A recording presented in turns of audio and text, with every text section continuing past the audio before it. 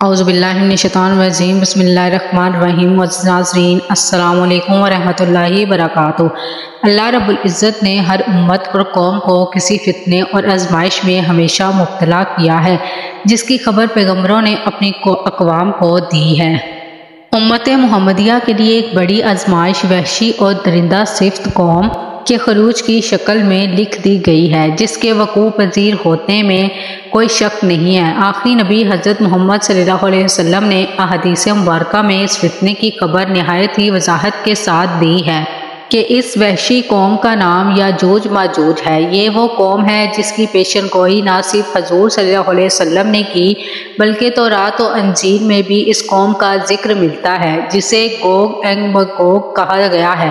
دراصل یاجوج ماجوج حضرت نوح علیہ السلام کے تیسرے بیٹے یافیس کی اولاد میں سے ہے۔ یہ لوگ شمالی مشرقی ایشیا میں زندگی بسر کیا کرتے تھے اور اپنے ارد گرد کے علاقوں پر ہمیشہ وحشیانہ حملے کیا کرتے تھے۔ ان کی آبادی چین مغرب میں ترکستان تک پھیلی ہوئی تھی۔ روایتوں میں آتا ہے کہ یاجوج ماجوج بنی آدم میں سے ہیں، اور اگر انہیں پوری دنیا میں چھوڑ دیا جائے تو تباہی مچا دیں گے اور لوگوں کی معیشت تباہ کر ڈالیں گے۔ ان میں سے ہر کوئی آدمی اس وقت تک نہیں مرتا جب تک اپنی 1000 یا اس سے زیادہ اولاد نہ دیکھ لے۔ ان کے چہرے تہ بہ تہ ڈھال کی طرح ہیں۔ یہ لوگ لمبے قد کاٹ کے ہیں جو صنوبر کے درخت کی مانند ہے۔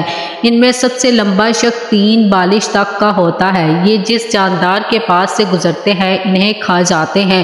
یہ موسم بہار میں غاروں سے نکلتے ہیں اور سبزہ کھاتے ہیں۔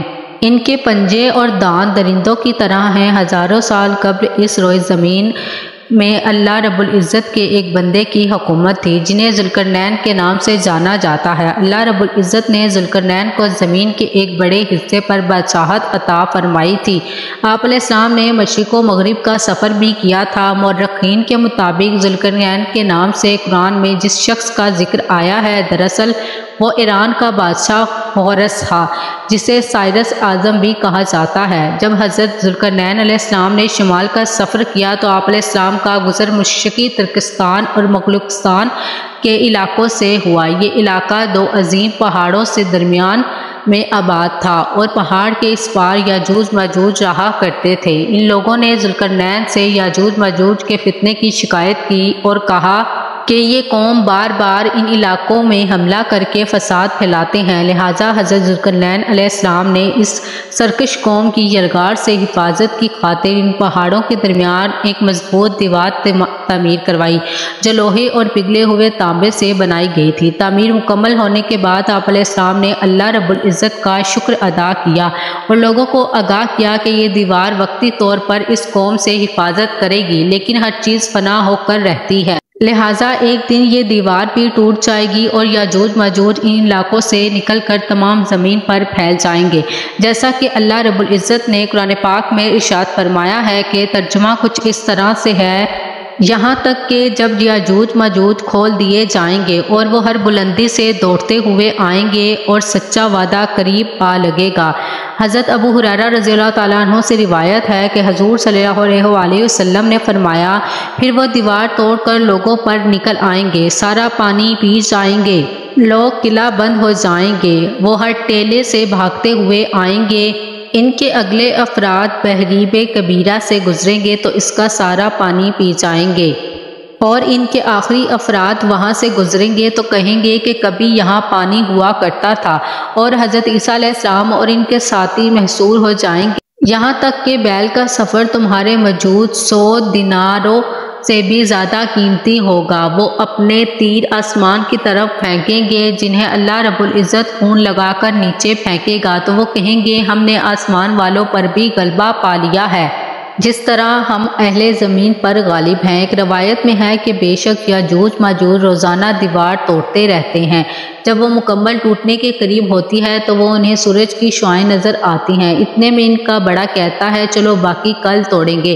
تو اگلے دن اللہ رب العزت اس دیوار کو پہلے سے بھی مضبوط بنا دیتا ہے۔ جب ان کی قید کی مدت ختم ہو جائے گی اور اللہ رب العزت انہیں لوگوں کے سامنے ظاہر کرنا چاہے گا تو اس دن جب وہ سورج کی شعاعیں دیکھیں گے تو ان کا بڑا کہے گا چلو انشاءاللہ باقی کل توڑیں گے۔ جب وہ اگلے دن آئیں گے تو وہ انشاءاللہ کہنے کی برکت سے دیوار اتنی اتنی ہی ہوگی جتنی چھوڑ کر گئے تھے۔ یوں وہ باقی دیوار توڑ کر باہر آ جائیں گے۔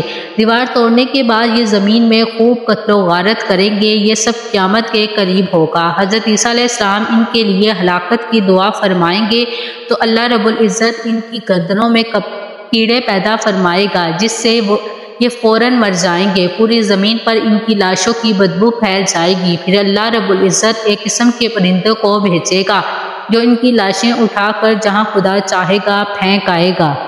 یوں یاجوج ماجوج کا خاتمہ ہو جائے گا۔ مورخین اور محققین کے مطابق سرزمین قفقاز میں دریائے خضر اور دریائے سیاہ کے درمیان ایک پہاڑوں کا سلسلہ ہے جو ایک دیوار کی طرح شمال اور جنوب کو ایک دوسرے سے الگ کرتا ہے۔